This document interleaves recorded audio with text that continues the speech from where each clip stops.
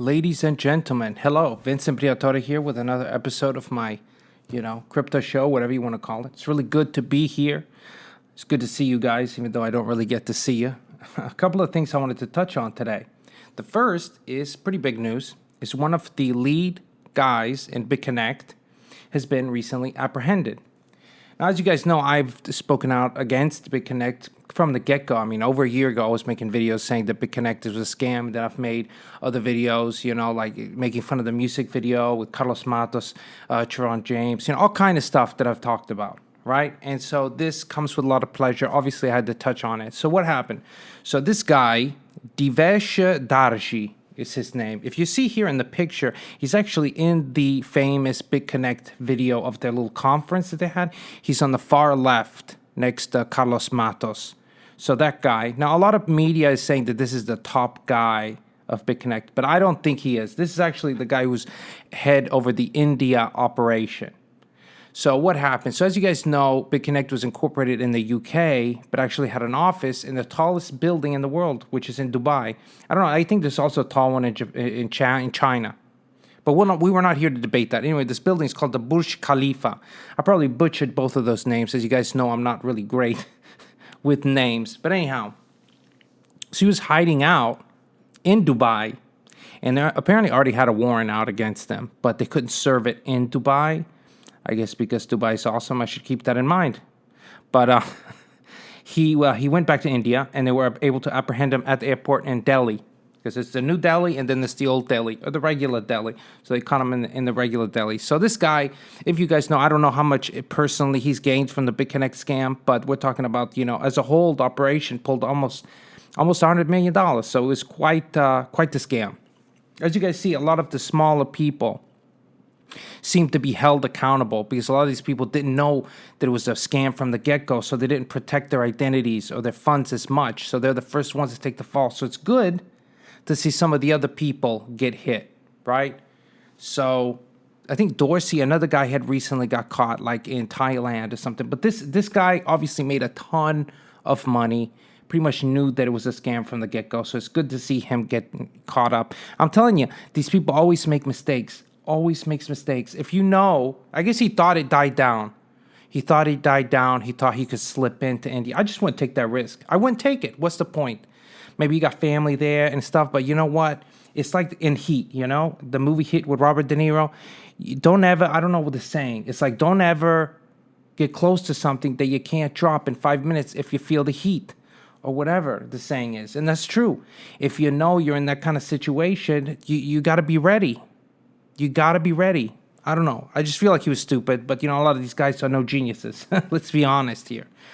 So anyway, as you guys know, there's a civil litigation still going on here in the U.S. It's dragging out for a while. Will probably drag out a lot longer. That involves guys like Craig Grant, Sharon James, and a few other YouTubers and people that are being sued civilly for money that's lost. And this is out of Florida. Not a whole lot of new news coming out of that. And I'm kind of adjusting my expectations. Obviously, I didn't lose any money in Bitconnect, so it's not really personal for me, but I know that it harmed the space and gave crypto a bad name, so I'm excited to see something be done, right? If they are able to settle, or whatever, and get a large judgment, will they ever see any money? I really doubt it. A lot of times you don't see civil judgments really get paid out. Look at O.J. Simpson, right? He never paid a dime. He never ended up paying a dime to those people. And it was like millions that he owes. And I've seen this trend a lot, right? Especially when people live out of state. I don't know. Hopefully something will be done, but that's up in the air. But anyway, let me know what you guys think. Are you guys happy about this? Hopefully they'll catch some more people. We'll see how it goes. And I'll keep you guys updated with the civil litigation with Bitconnect. But so far, it's just stagnating. That's the way it is. It's something that's going to be drawn out forever. In other news, it's not crypto related, but it was kind of a shocker to me. Caitlyn Gentle was recently accused of rape. Well, women can't be accused of rape. Women can't rape, so it's sexual misconduct, sexual assault, or whatever. Why does this matter? Well, as you guys know, a while back, I spoke about Caitlyn Gentle because she was the girlfriend of Anthony Bourdain. Recently, Anthony Bourdain took his own life shortly after she was caught cheating. Paparazzi caught her kissing on some dude, and many of us believe that that was part of the reason he took his own life, because he was very, very attached to her. She was much younger, so it was really sad. And in the media and everything, she had really no remorse. There was no accepting any type of responsibility for it. She was just like, he's depressed, he has issues, let's pray for him. I mean, there wasn't really a lot of pity. I didn't like that. Okay, I really didn't like that. But anyway, she was also one of the architects of the Me Too movement, because she was one of the first people, if not the first, to accuse Harvey Weinstein of sexual misconduct. So she's part of that whole scandal. So these are two big scandals. Kind of brought a lot of fame and attention to her worldwide that before a lot of people didn't know, because she's kind of a B actress, and her father's a famous horror movie director, So I don't know if you guys knew. I knew her by name, but not a whole lot about her. Hell, I didn't even know she was dating Anthony Bourdain. Anyway, so what happened with this rape thing? That's what's shocking everybody in the Me Too movement, because all these people have tweeted out, oh, well, don't believe it, be gentle with her. And it's like, but 1 second before, they were calling for lynchings when it was a guy. It's believe the victim, but now it just doesn't apply. So what happened? Well, apparently, this is where it gets good. She was on a film set with a younger actor who was 17. And she apparently has sexual relations with this kid, and there's photo proof of them in bed together, right? So anyway, the guy ended up filing charges against her for sexual assault, and they ended up settling out of court for, I think, like close to $400,000. So if that's not an admission of guilt, I don't know what is, like when you pay somebody off in this kind of situation. So anyway, this resurfaced, and people have been calling her, all kind of names and stuff. Well, not really. There's also a lot of sympathy. That's why I'm making this video talking about it, because we shouldn't have sympathy for this case. Anyway, the thing that really gets me, right, is guess what she says when they're like, hey, what happened? You did the Me Too, all this stuff, and now we catch this. She's like, oh, well, you know what? I didn't do anything. It was Anthony Bourdain's idea to pay him off. I'm like, mannaggia, proprio questi heartless. You don't even have the decency to leave Anthony Bourdain alone. Now you're saying it's his idea to pay off. Maybe it's because he thought he knew you did it. Maybe he knew, he's like, just pay the kid off, because, regardless, I don't understand what the point is to bring him into the conversation. He already took his own life. You already did him wrong. Regardless, you cheated on him. I capito. So now you're bringing him back in. It's great, because the dead, they can't stand up and defend themselves, right? I don't know, just a lot of hypocrisy going on. A lot of hypocrisy. I don't like the Harvey Weinstein guy, obviously, but if you really get to the nitty-gritty, you're taking away a lot of agency with these actors and actresses, that participated, because he's accused that, he encouraged women to sleep with him to get roles. It was kind of an said thing. Well, actually, in a few instances, it was pretty, out there. He had no problem just saying it, which... You're taking away agency. Because at some level, I understand he's in a position of power, but you can refuse. Like, just because you want to be an actor, you want to be famous, yeah, that might be your ticket, but it's not like he's forcing you, right? And that's where I have a little bit of issue with it, is you're taking away agency from people. They no longer can take responsibility of making their own decisions, of saying yes or no. It's not like this guy... was your landlord or something. But even that, it wasn't a life or death situation in my mind.